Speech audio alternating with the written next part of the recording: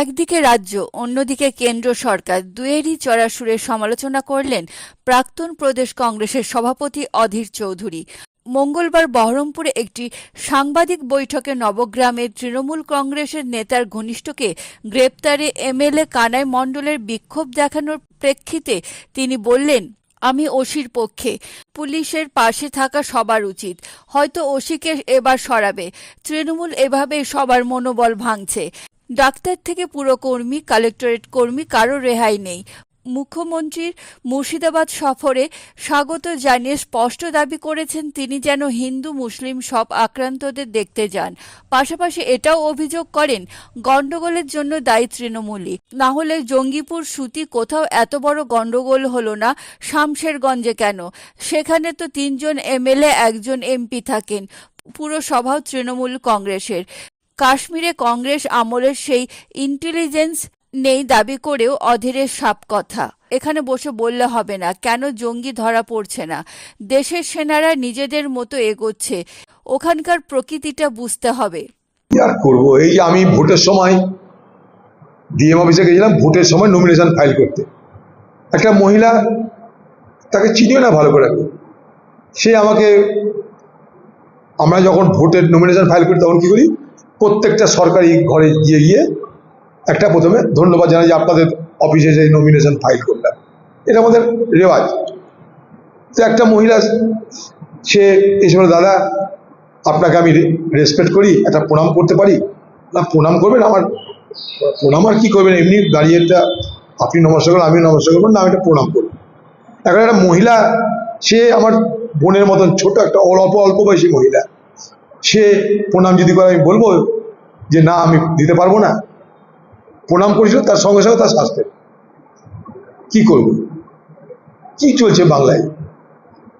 আমি বিজেপি কি সিপিএম কি কংগ্রেস, আমি তার কথা বলছি না। যা লড়া হবে রাজনৈতিক লড়াই হোক, যা লড়া হবে রাজনৈতিক লড়াই হোক। আমরা চাইছি আপনি মুখ্যমন্ত্রী শামশেরগঞ্জে আসছেন, হিন্দু মুসলমান সকলের যা ক্ষয়ক্ষতি হয়েছে, 13 জন গুলিবিদ্ধ হয়েছে, প্রচুর গ্রামে বাড়িঘর পুড়িয়ে ছাই করে দেওয়া হয়েছে। আমি নিজে দেখেছি, তারা গরিব মানুষ, তারা শিডিউল কাস্ট, গরিব মানুষ, তারা বাবাকে ছেলেকে হত্যা করা হয়েছে। ক্ষতিপূরণ দিন, তাদের পুনরায় রোজগারের ব্যবস্থা করুন, আর এলাকায় শান্তি ফিরে আনার জন্য আপনি সচেষ্ট হন। আপনাকে বলে রাখি, বাংলার মুখ্যমন্ত্রী, যে হামলা হয়েছে শামশেরগঞ্জে পরিকল্পিতভাবে তৃণমূলের মদতে হয়েছে। এক, সেটা করতে গিয়ে 13 জন লোককে গুলিবিদ্ধ হতে হয়েছে পুলিশ আর কেন্দ্রীয় বাহিনী। কার লাভ হয়েছে বলুন? তৃণমূলের তত্ত্বাবধানে হামলা হলো। প্রত্যেকটা হামলার পিছনে তদন্ত হোক, দেখবেন তৃণমূলের স্থানীয় নেতারা, স্থানীয় কর্মীরা জড়িত জড়িত জড়িত। তাদের অপরাধের জন্য 13টা লোককে গুলি খেতে হলো, একজন মারা গেল, একই কারণ। এটার জন্য তারা দায়ী। আপনি দেখুন লক্ষ্য করে, জঙ্গিপুরে সব কিছু হলো, কিন্তু সাধারণ মানুষের কোনোর উপরে হামলা হলো না, যে ধর্মেরই হোক। সুতিতে হলো, সাধারণ মানুষের উপর হামলা হলো না, কিন্তু শামশেরগঞ্জে হলো সাধারণ মানুষের উপর হামলা। যারা না ওয়াকফ বোঝে, না ওয়াকফ কি জানে, না ওয়াকফ কি তাদের জানার দরকার আছে। ওয়াকফ না খায়, না মাথায় দেয়, না ভাজে, কেউ কিছু জানে না। যারা আক্রমণ করেছে তারাও জানে না, যারা আক্রান্ত তারাও জানে না। খামোখাটা তৈরি করা হবে। এই তৈরিটা এমনি এমনি হয় না, তৈরি করার পিছনে সুপরিকল্পিত একটা ব্যবস্থা থাকে। শামশেরগঞ্জে, ফারাক্কায় গত লোকসভা নির্বাচনে কংগ্রেস জিতলেও, তাই নতুন করে সেখানটায় বিভাজনের রাজনীতিটাকে তীব্র করতে হবে। না হলে 1 কিলোমিটার এলাকার মধ্যে 4টে এমএলএ, 3টে এমপি, সব তৃণমূলের, সব পঞ্চায়েত তৃণমূলের, সব মিউনিসিপালিটি তৃণমূলের। কেন এই ঘটনা ঘটলো? দেখুন, জঙ্গিপুরে হলো না, ছুটিতে হলো না, শামশেরগঞ্জে হয়ে গেল। পরিকল্পনা ছাড়া হয়? পুরোপুরি তৃণমূলের লোকরা জড়িত, পুরোপুরি মানে পুরোপুরি। আর তাদের অপরাধের জন্য 13 থেকে 14 জন সাধারণ পরিবারের ছেলে, ঘটনাচক্রে তারা সবাই মুসলমান, ঘটনাচক্রে তারা সবাই মুসলমান। 11 বছরের ছেলে আছে, যার কাছে আমি হাসপাতাল দেখতে গেছিলাম, তার কিডনি চলে গেছে, খালি পা চলে যাচ্ছে, আপনারা জানেন এই ঘটনার পর বহু গুলিবিদ্ধ ওখানকার লোক যারা গুলিবিদ্ধ হয়েছে জানে না কিছু, কোথা থেকে গুলি চলছে কোথায় পড়ছে কেউ জানে না, তারা পুলিশের সামনে এসে হাসপাতালে যেতে পর্যন্ত ভয় পেয়ে যদি তাদেরকে ধরে কিছু বিপদে ফেলে দেয়। পুলিশের ব্যর্থতা, তৃণমূলের দুষ্কৃতিকারীদের তাণ্ডব, পরিণামে সাধারণ মানুষ যুবকদের উপরে গুলি চলার কারণে গুলিবিদ্ধ হচ্ছে, সব মিলে দায়ী কে বলুন তো? সাধারণ মানুষেরা কার ক্ষতি হয়েছে? উভয় পক্ষের সাধারণ মানুষের ক্ষতি হয়েছে। সব থেকে বড় ক্ষতি হয়েছে কি, অবিশ্বাসের বাতাবরণ তৈরি হয়েছে। ওখানে আমি একটা গ্রামে গেছিলাম, তারা বলছে আচ্ছা আমাদের ঘর বাড়ি পুড়ি দিত, মন্দিরটা ভাঙার কি দরকার ছিল দাদা বলুন তো? এটা সহ্য করতে পারছি না, একটাই মন্দির আমাদের, সকাল সন্ধ্যে বসতাম, মন্দিরটা ভেঙে দিয়েছে। আমাদের বাড়িঘর ভেঙেছে ঠিক আছে, কোথায় গেছে মানুষ বুঝুন। তাদেরকে আমি জিজ্ঞেস আপনারা কি জানেন কি বলছি? ওটা বুঝি কিছুই জানি না, কোথায় কি আইন না আইন আমরা কি জানবো বলে, আমরা খেটে খাই। কেউ পেঁয়াজের ব্যবসা করে, সব পেঁয়াজ পুড়িয়ে দেওয়া হয়েছে। কেউ বিড়ি বাঁধে, তাতে আগুন, বিড়ির মশলা মশলা পুড়ে চাই, তারা খাবে কি জানে না। এদিক ওই থেকে চাল ডাল পাই, সেটা দিয়ে গ্রামের লোকরা রান্না করে খাচ্ছে, কিছু নাই তাদের। আর শামসেরগঞ্জের বাজারে তৃণমূল কোটি কোটি টাকা চাঁদা তুলেছে, ক্ষতিপূরণ দেবে, লোককে সাহায্য করার নামে কোটি কোটি টাকা চাঁদা তুলেছে। খোঁজ নিন আপনারা। ক্ষতি হিন্দুর হয়েছে, ক্ষতি মুসলমানের হয়েছে, কম কার বেশি কম সেটা তো অঙ্ক বলবে।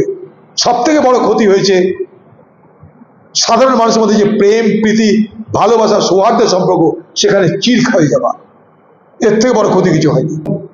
আমরা এখান থেকে যত সহজে বলছি, যারা ওখানটায় জঙ্গিদের বিরুদ্ধে অপারেশন করে ধরবার বা তাদেরকে খতম করার চেষ্টা করছে, তাদের কাছে ব্যাপারটা আমাদের মতন করে সহজ তো নয়। বিস্তীর্ণ এলাকা, বিস্তীর্ণ পাহাড়ি এলাকা, বিস্তীর্ণ জঙ্গল, সেখানটায় গুটি কয়েক জঙ্গি, তারা তাদের মতন করে সেখানটায় আশ্রয় নিয়েছে, বা তারা ঘুরে বেড়াচ্ছে, বা তারা পালিয়ে গেছে, বা তারা কোথাও আছে। আমরা মনে করলাম আর কয়েকদিনের মধ্যে ধরে ফেললো, এমন কোনো জাদুমন্ত্র কিন্তু নিরাপত্তা বাহিনীর জানা নেই। কিন্তু নিরাপত্তা বাহিনী আপ্রাণ চেষ্টা করছে, আমরা দেখতে পাচ্ছি। ফলে আজ না হয় কাল জঙ্গি ধরা পড়ুক, এবং শুধু জঙ্গি ধরা পড়লেই হবে না, জঙ্গিদের যারা মদতদাতা, সেই মদতদাতাদের বিরুদ্ধে কড়া ব্যবস্থা হোক। আমরা সবাই জানি যে পাক অধিকৃত কাশ্মীর এলাকা থেকেই এই ধরনের আক্রমণ পরিচালনার জন্য সেই এলাকাটাকে ব্যবহার করা হয়। তাই প্রথম দিনই মনে করে দেখুন, আমি বলেছিলাম যে ভারত সরকার যদি পারে তাহলে যেন POK অর্থাৎ পাক অধিকৃত যে কাশ্মীর, সেখানটায় হানা দেওয়া দরকার। কারণ পাক অকুপাইড কাশ্মীর হচ্ছে এগুলো লাঞ্চ প্যাড, এখান থেকে তারা এগোয় সামনে। পাশাপাশি আরেকটা আমার জিনিস মনে হচ্ছে, সেটা হচ্ছে যে একটা সুন্দর মুহূর্ত এসছে এই মুহূর্তে কাশ্মীরে, শুভম সুন্দর মুহূর্ত এই সেন্সে বলছি আমি, যে পাহেলগাঁওয়ের ঘটনার পর গোটা কাশ্মীর জুড়ে যে ধরনের নিন্দা, প্রতিবাদ এবং আবেগের প্রতিফলন দেখেছি আমরা, এটা কিন্তু আমাদের কাছে অজানা ছিল, অচেনা ছিল। আমরা এক অজানা অচেনা কাশ্মীর দেখতে পাচ্ছি, যেখানে ঘরের মা বোনেরা, তার বয়স্ক যুবক ছাত্র ছাত্রী সকলে মিলে এই পাহেলগাঁওয়ের এই নৃশংস ঘটনার প্রতিবাদ করছে এবং পাকিস্তানের বিরোধিতা করছে, জঙ্গিদের বিরোধিতা করছে। তাদের কিন্তু জীবন বিপদ হতে পারে। পাকিস্তানের জঙ্গিরা বহু কাশ্মীরিকে কিন্তু তাদের নিরপেক্ষ ভূমিকার জন্য এর আগে হত্যা করেছে, বহু কাশ্মীরিকে, এবং তারা কিন্তু কাশ্মীরি মুসলমান, বহু তাদেরকে মেরেছে, একটা দুটো না। তাই আজকে যারা প্রতিবাদ করছে তাদের কিন্তু বিপদ আসতে পারে আগামী দিনে, কারণ তারা প্রতিবাদটা করছে বলে। সেই জায়গায় দাঁড়িয়ে আমার বক্তব্য যে কাশ্মীরের ছাত্রছাত্রীরা যারা বাইরের রাজ্যে পড়াশোনা করে, তাদের সঙ্গে যেন কোনো অসভ্য, অশালীন, অমানবিক আচরণ না করা হয়। এটা দেশের জন্য ক্ষতি বলে আমি মনে করি। সেটা যারা করবে অন্য রাজ্যে, তাদের বিরুদ্ধে কড়া ব্যবস্থা নেওয়া দরকার। কারণ আজ কাশ্মীরে যে অভূতপূর্ব বাতাবরণ তৈরি হয়েছে, সেটা কিন্তু রক্ষা করলে আমাদের দেশের নিরাপত্তা বাড়বে। মনে করুন আজকে কাশ্মীরের প্রান্তে যুদ্ধ হলো পাকিস্তানের সঙ্গে, মনে করুন যুদ্ধ হচ্ছে, সেখানটায় সামরিক বাহিনীর অস্ত্র সরবরাহ, খাদ্য সরবরাহ, যাকে আমরা বলি লজিস্টিক্যাল সাপ্লাই, সেটা যাবার রাস্তা সেই কাশ্মীর, সেখানকার মানুষের সমর্থন যদি পাওয়া যায় ঠিক মতন, তাহলে একটা জঙ্গি বিনা শাস্তিতে পাকিস্তান ফিরে যেতে পারবে না। এবং হিউম্যান ইন্টেলিজেন্স, মাটিতে বসবাস করা মানুষ, তাদের সমর্থন, তাদের খবরাখবর দেওয়ার জন্য উৎসাহিত করা, এগুলোর খুব জরুরি কিন্তু এই মুহূর্তে, যেটাকে আমরা বলি হিউম্যান ইন্টেলিজেন্স। আজকে আমাদের গুপ্তচর সংস্থা, আমাদের ইন্টেলিজেন্স ব্যর্থ হওয়ার পিছনে একটা বড় কারণ হচ্ছে সেখানকার হিউম্যান ইন্টেলিজেন্স, অর্থাৎ মানুষের কাছ থেকে তথ্য সংগ্রহ করবার যে মেকানিজমটা থাকা দরকার, যেটা আগে ছিল, সেটা এই মুহূর্তে কমজোর হয়েছে, দুর্বল হয়েছে।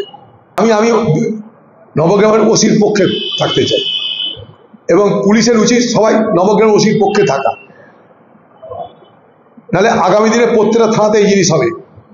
চাকরি করতে এসে সকলকে তৃণমূলের চট্টাপ্পড় খেতে হবে, না হলে আগামী দিন নবগ্রামের ওসির পাশে থাকা দরকার সকলের।